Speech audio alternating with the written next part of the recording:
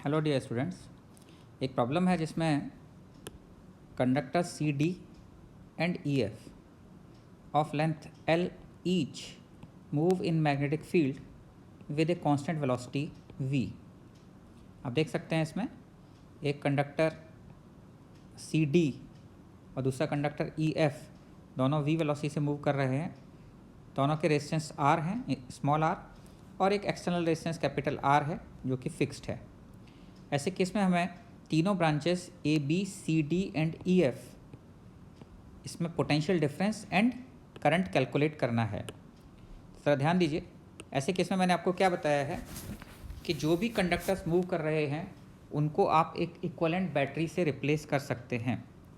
तो अगर हम सी डी और ई एफ को एक बैटरी से रिप्लेस करेंगे तो इनके across E F induce B V L होगा और उसकी डायरेक्शन वी क्रॉस बी से C and E at higher potential आएंगे। वी क्रॉस बी से आप देख सकते हैं, और उसका जो भी रेजिस्टेंस होता है कंडक्टर के जो मूव कर रहा होता है उसको हम इंटरनल रेजिस्टेंस कंसीडर करते हैं। तो अगर हम इसका इक्विवेलेंट सर्किट डायग्राम बनाएंगे बच्चों, तो एक बैटरी सी डी को B V into L E M F की बैटरी से रिप्लेस कर सकते हैं।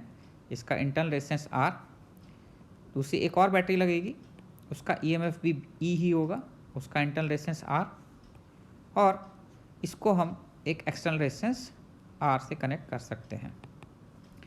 ऐसे केस में अगर दो बैटरीज पैरेलल में लगी होती हैं तो हम उन बैटरी का इक्विवेलेंट ईएमएफ निकाल लेते हैं।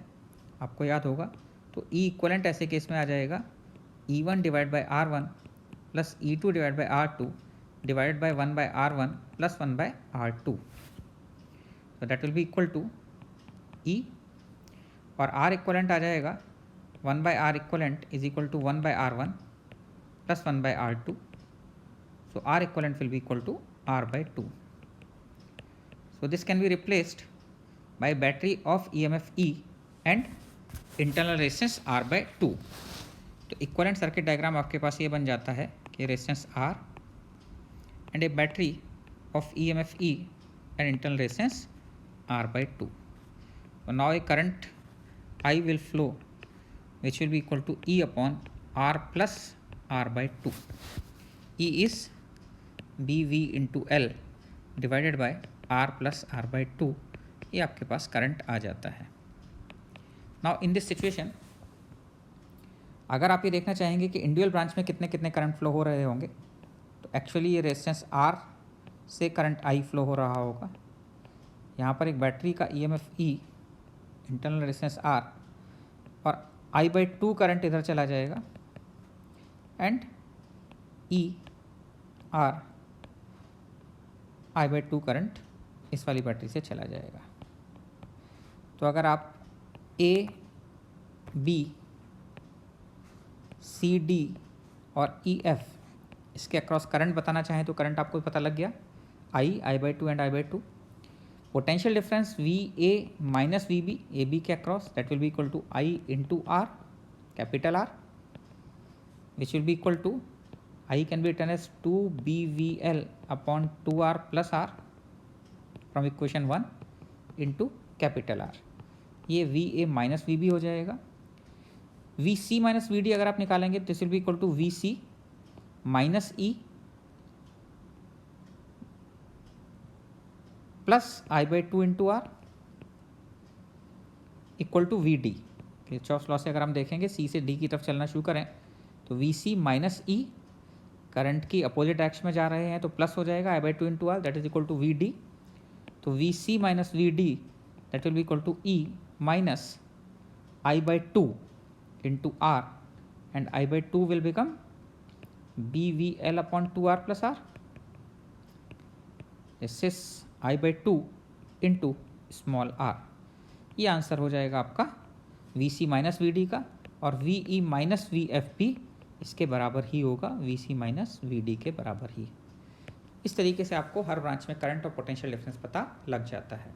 इसी केस में बच्चों अगर आपको सिचुएशन थोड़ी डिफरेंट दी होती, अगर आपको सी डी लेफ्ट में और ई एफ राइट में मूव करते हुए दिया होता और फिर अगर आपसे पूछता कि करंट और पोटेंशियल डिफरेंस क्या होंगे, तो ऐसे केस में क्या सिचुएशन होती। इस केस में हम सी डी को रिप्लेस करते एक बैटरी से और ई एफ को एक बैटरी से, लेकिन दोनों की पोलैरिटी अब रिवर्स होती। ई एफ की पोलैरिटी तो पहले जैसी ही होती, इसका इंटरनल रेजिस्टेंस R होता, अपर प्लेट पॉजिटिव और लोअर प्लेट नेगेटिव। लेकिन नीचे वाले केस में अब CD के केस में V क्रॉस B नीचे आएगा तो ऊपर वाला पोलैरिटी नेगेटिव होता, फिर पॉजिटिव और resistance R, and in this case this resistance is capital R जो कि बाहर लगा हुआ है। Now in this case you can see that net EMF अगर आप निकालेंगे तो E इक्वलेंट जो है that will be equal to 0। E equivalent will be equal to E1 by R1 minus E2 by R2 upon 1 by R1 plus 1 by R2 that will be equal to 0 because एक positive एक negative से connected है। So current in resistance R, current from resistance R that will be equal to 0। तो इस branch में जो भी current जाएगा वो 0 होगा। लेकिन आप देख सकते हैं कि इस ब्रांच में करंट फ्लो हो रहा होगा फिर भी, और इस ब्रांच में जो करंट जा रहा होगा I, ये current I will be equal to E plus E upon R plus R, basically 2E upon 2R, और you can say E divided by R, और E कितना है BVL, तो BVL डिवाइडेड बाय R, इतना current flow हो रहा होगा। तो एक्सटर्नल रेजिस्टेंस से करंट इसमें 0 होगा बिकॉज सारा का सारा जो इंटरनल EMF है बैटरी का, उसके अक्रॉस पोटेंशियल डिफरेंस जो बैटरी के इनसाइड हुआ पूरा का पूरा ख़त्म हो गया। तो इंटरनल सर्किट में करंट फ्लो हो रहा है। ऐसे केस में अगर आप CD और AB के अक्रॉस पोटेंशियल डिफरेंस निकालेंगे तो VC plus E minus I into R that will be equal to VD। तो आप देख सकते हैं E is equal to I into R हो गया, तो बेसिकली VC माइनस VD कितना हो गया, दैट इज इक्वल टू 0। और इसी तरीके से आप VB से चलेंगे तो VB minus IR plus E equal to VA। तो आप देख सकते हैं ऐसे केस में VB माइनस VA भी 0 हो जाएगा। तो तीनों ब्रांचेस के अक्रॉस पोटेंशियल डिफरेंस 0 होगा इंडिविजुअली, लेकिन करंट तीनों के अक्रॉस 0 नहीं होगा। करंट CD और AB से पास हो रहा होगा, लेकिन AB के अक्रॉस करंट 0 होगा। सॉरी ये EF है, सॉरी AB नहीं EF है, तो EF के अक्रॉस, तो यहाँ पर मैंने जो लिखा है वो VB की जगह पर बेसिकली ये VF आ जाएगा, इसको आप करेक्ट कर लीजिएगा। This is VF minus IR plus E equal to VE हो जाएगा, ठीक है। तो VC minus VD equal to 0 हो जाएगा, और VF minus VE equal to 0 हो जाएगा, और VA माइनस VB तो ये 0 रहेगा ही बिकॉज इस केस में कोई करंट फ्लो नहीं हो रहा है। तो हर ब्रांच के अक्रॉस पोटेंशियल डिफरेंस 0